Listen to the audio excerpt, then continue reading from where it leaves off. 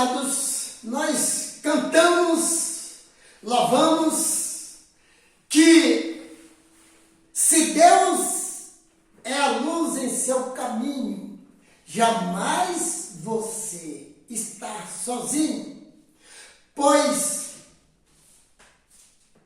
este amigo é fiel, né? É leal, vem para te livrar do mal e te fazer muito feliz. Se Cristo é a luz em seu caminho, você jamais está sozinho. Então, meu amado, pelo sangue poderoso de Jesus, seu pecado foi cravado lá na cruz. És herdeiro da herança de um rei e estás firmado na promessa que ele fez. Que Deus abençoe você, meu amado. Que Deus prepara você e a sua família. Oh glória! Quando o Senhor Jesus aparecer, oh cântico de vitória. Não é ilusão, não é engano, porque estou pregando a verdade de Deus, a verdade de Cristo, como está nas Escrituras. Agora, eu quero convidar você, meu amado, para que nós possamos agora, praticamente, começar a nossa jornada aqui na Bíblia, porque eu quero falar sobre o véu. Eu quero falar sobre, não é esse véu que as religiões usam na cabeça das pessoas, não. Porque aquele véu ele tem outro significado que existia no contexto, na época do apóstolo Paulo, aonde ele dirigiu aquelas informações aqui na Bíblia para aquele povo específico ali daquela localidade. Mas eu quero falar de outros véus. Porque quando tudo começa, quando Deus mandou Moisés fazer o santuário lá no deserto. Aqui eu quero que você acompanhe comigo, mas eu quero vir para o texto aqui, esse texto aqui, que você deve acompanhar comigo aqui no Novo Testamento, aqui de 2 Coríntios, no capítulo 3.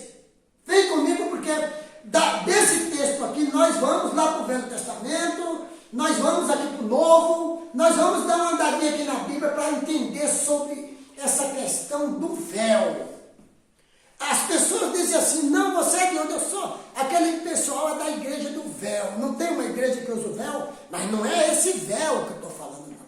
Esse véu que as pessoas estão usando aí, ele significa o contexto lá da época. Eles estão usando hoje porque querem usar, é uma característica daquela religião. Isso não vai interferir em muita coisa. Mas o véu que eu quero pregar na Bíblia é outro véu, meu irmão. É o véu que cega. É o véu que deixa a pessoa cego. Tem coisa pior do que uma pessoa cega de entendimento, porque a cegueira física, ela não é tão ruim. Ela não é tão ruim, não porque eu não sou cego. Porque se você perguntar para um cego físico, você é cego? Ele vai dizer, eu tenho essa deficiência, ele vai dizer. Mas se você falar, cego não é nada, você vai ver ele reagir. E ele vai mostrar para você que o cego não é ele. O cego verdadeiro é aquele que não consegue enxergar com os olhos do entendimento. Este é o verdadeiro cego, o incrédulo, o cético, o ignorante, o fanático. Esse é o cego. Só ele é o dono da verdade e mais ninguém. Só ele. Ele fez teologia, ele é doutor, ele é tudo, pronto. Então o povo tem que seguir. O que ele disse, olha a cegueira. Jesus falou, se um cego guiar outro cego, irão cair os dois no mesmo buraco. Não falou assim que ele falou? Ele estava falando de uma pessoa cega. Aí falou, Jesus, aquele homem ali está cego.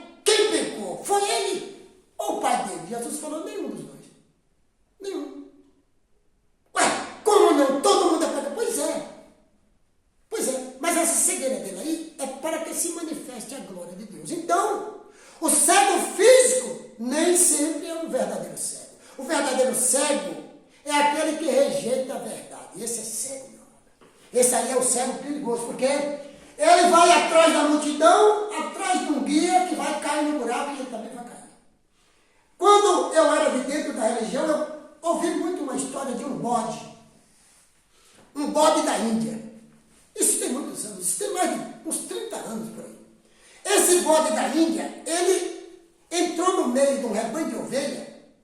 Então esse bode, ele entrava no meio das ovelhas e saía, e as ovelhas acompanhavam esse bode.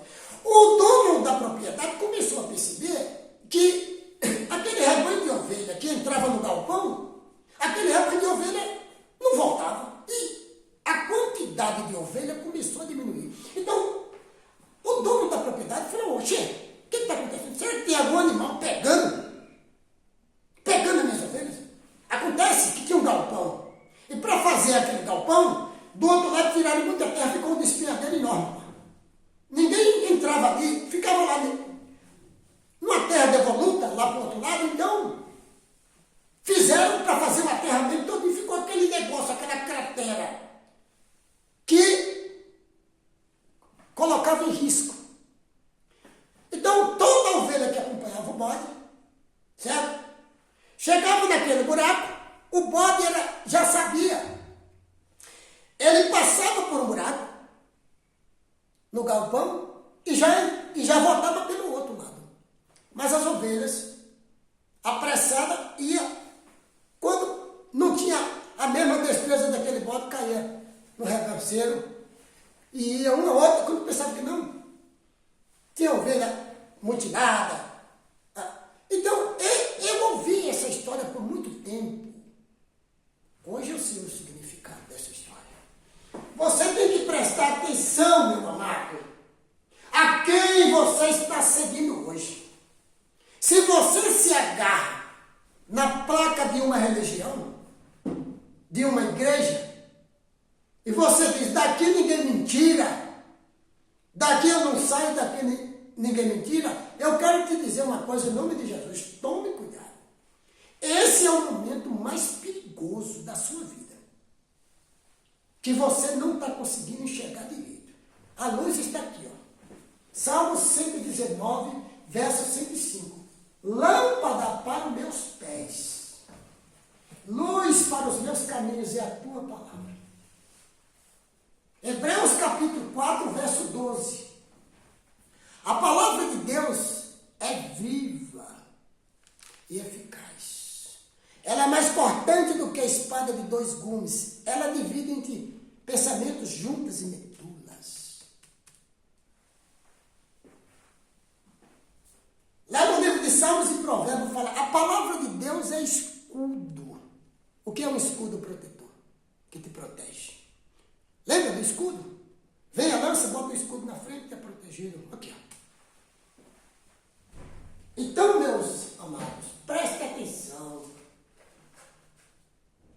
Eu fui comprar essa Bíblia, porque uma outra que eu tinha dessa, eu estudei tanto ela que ela estragou. De tanto eu manusear as páginas, não dava para você ver mais o Apocalipse, não dava para você ver mais as partes que eu gostava de estudar. Eu falei: não, vou em Tabatinga comprar uma Bíblia.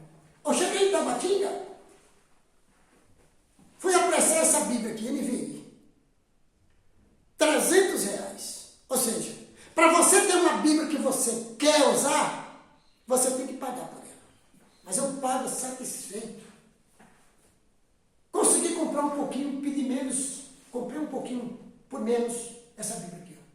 Já tá riscada, grifada em tudo quanto é canto, porque a Bíblia eu não comprei para botar numa prateleira.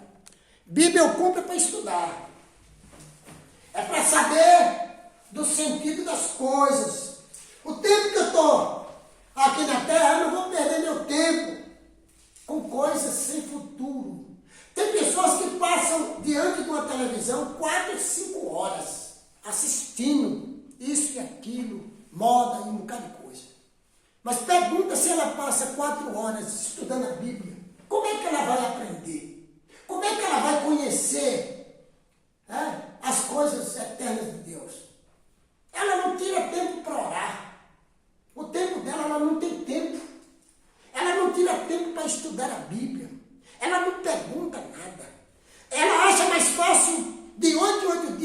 pessoa ir com a religião, ouvir ali 10, 15 minutos de sermão de Bíblia, que não dá nem para o pregador falar muita coisa, fala um bocado de coisas dentro da religião, é anúncio disso, é anúncio daquilo, é programa disso, é programa daquilo, aí deixa o pregador 10, 15 minutos para ele falar. Quando ele abre a boca já é hora de fechar, o povo fica tudo doido para ir embora. Aí o povo diz, olha, termina agora, querendo ir embora. Outro dia, o que você aprende, meu amado? Eu me lembro que, quando eu estou pregando, eu prego, às vezes, 10 vídeos, 5 vídeos de 15 minutos. De cada vez que eu estou pregando. Está lá no meu canal. Agora você vai acompanhar e vai verificar. Se eu fosse falar de mim, eu tinha como pregar? Não tinha. Não tenho nada para poder oferecer. Quem tem a palavra de Deus aqui, ó, ela tem o que te oferecer. 10, 20, 30, 400 vídeos. Ela tem muito mais. Aqui tem muito mais. Eu estou começando a pregar agora. Já preguei um bocado de vídeo aqui, mas nesse assunto do véu eu estou entrando agora. Só esse assunto do véu, eu preciso deixar você esclarecido, meu amado. Do véu, do entendimento, que as pessoas estão com ele e não percebem. Vem comigo. Então aqui, quero ler o texto, senão o vídeo acaba. Diz aqui, ó. A glória da nova aliança. 2 Coríntios capítulo 3, verso 7. O ministério que trouxe a morte foi gravado com letras em pedras.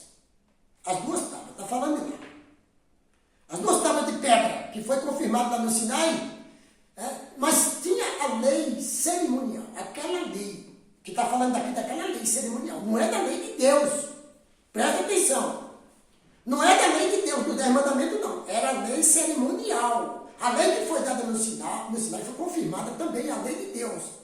Mas a lei lá, de olho por olho, dente por dente, aquela lei lá de Levítico, lá, de Números, aquele conteúdo daquela lei, que se você matasse, teria que morrer. Se você matasse, teria que morrer. Pegasse a mulher adulterando, morreria a mulher e o homem. Pegasse o filho blasfemando do pai e da mãe, teria que ser morto.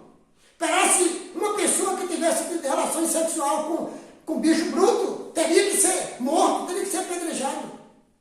Aquela lei, está falando dela, não é da lei de Deus. A lei do amor, não. A lei de Deus é a lei do amor. Preste atenção, que aqui a Bíblia fala. Então diz aqui, ó, o ministério que trouxe a morte foi cravado com letras em pedras. Mas esse ministério veio com tal glória que os israelitas não podiam fixar os olhos na face de Moisés, por causa do resplendor do seu rosto, ainda que desvanecesse. Então, o povo não poderia olhar na face de Moisés, porque quando Moisés ia falar com o povo, o rosto de Moisés resplandecia. Nós vamos ver isso aí, meu amado, no próximo vídeo, em nome de Jesus.